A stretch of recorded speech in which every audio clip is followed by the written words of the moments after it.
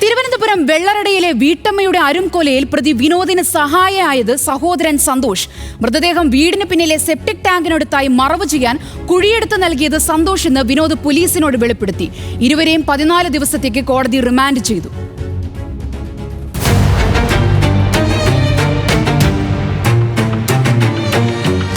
വീട്ടിനകത്തു നിന്ന് വന്ന രൂക്ഷഗന്ധം എന്താണെന്നറിയാൻ മുറിയിൽ കയറി നോക്കിയതായിരുന്നു പ്രതി വിനോദിന്റെ 8ാം ക്ലാസ്സുകാരിയായ മകൾ. കണ്ടതോ ഞെട്ടിക്കുന്ന ദൃശ്യവും. കട്ടിലിനടിയിൽ ചാക്കുകളിൽ കെട്ടിവെച്ച മൃതദേഹത്തിന്റെ ഭാഗമാണ് കുട്ടി കണ്ടത്. പിന്നാലെ ഒരു കൊലപാതകത്തിന്റെ ചുരുൾ അഴിയുകയായിരുന്നു.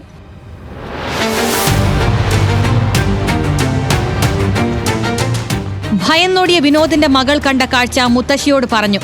മുത്തശ്ശി കാര്യം പള്ളി വികാരി വഴി പോലീസിനെയും അറിയിച്ചു. അങ്ങനെ വീട്ടമ്മയെ കാണാനില്ലെന്ന പരാതി നാടിനെ നടുക്കിയ കൊലപാതകമായി മാറി.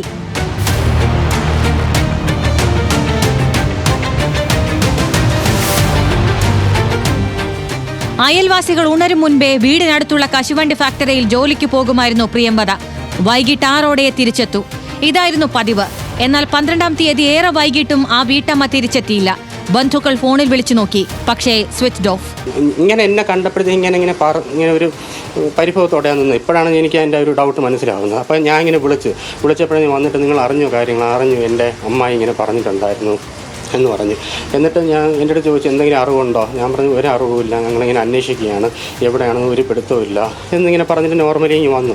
തിരിച്ചെത്താതായതോടെ പോലീസിന് പരാതി നൽകി. ഒപ്പം കുടുംബം പ്രിയംവദയെ തിരഞ്ഞിറങ്ങി. അപ്പോഴും ഒരു കൂസലുമില്ലാതെ ഒന്നും അറിയാത്തവനെ പോലെ അയൽവാസിയായ വിനോദ് വീട്ടമ്മയെ തിരയാൻ മുന്നിൽ നിന്നു. വിനോദിന്റെ വീട്ടിലെ കട്ടിലിനടിയിൽ പ്രിയംവദയുടെ മൃതശരീരം ചാക്കിൽ കെട്ടിവെച്ചിട്ടായിരുന്നു ഇയാൾ നിഷ്കളങ്കനെ പോലെ നടന്നത്.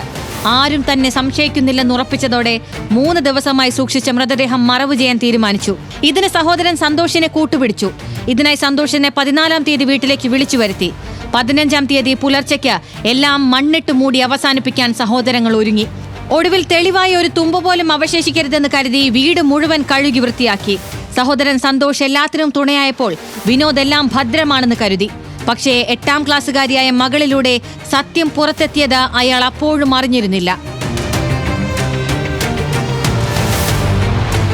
കൊലപാതക വിവരം അറിഞ്ഞ് പോലീസ് വിനോദിന്റെ മാവുവിളയിലെ വീട്ടിലേക്ക് എത്തുമ്പോൾ വീട് കഴുകി വൃത്തിയാക്കുകയായിരുന്നു വിനോദും സഹോദരൻ സന്തോഷും. കൊല നടത്തിയത് താനാണെന്ന് പ്രതി വിനോദ് കുറ്റസമ്മതം നടത്തിയെങ്കിലും പല ദുരൂഹതകളും ആദ്യം അവശേഷിച്ചിരുന്നു.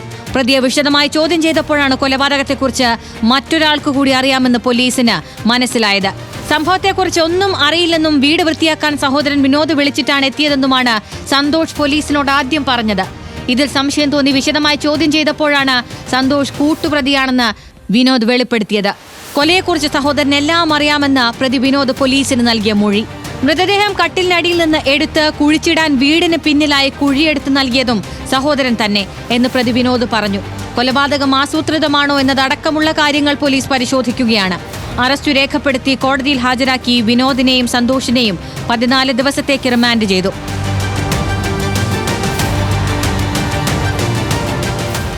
ന്യൂസ് മലയാളം, തിരുവനന്തപുരം.